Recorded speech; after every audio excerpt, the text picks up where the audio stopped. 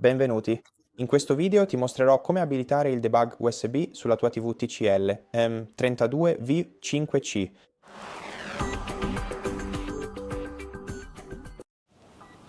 Per prima cosa, vai sull'icona dell'ingranaggio nella barra superiore della schermata principale per aprire le impostazioni. Dopodiché, nelle impostazioni, dovrai andare nel menu Preferenze dispositivo e aprire la sezione Informazioni.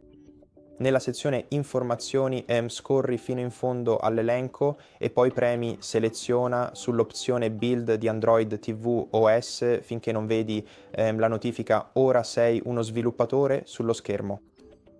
Ora, una volta sbloccate le opzioni sviluppatore, torna su Preferenze dispositivo e vai su Opzioni sviluppatore.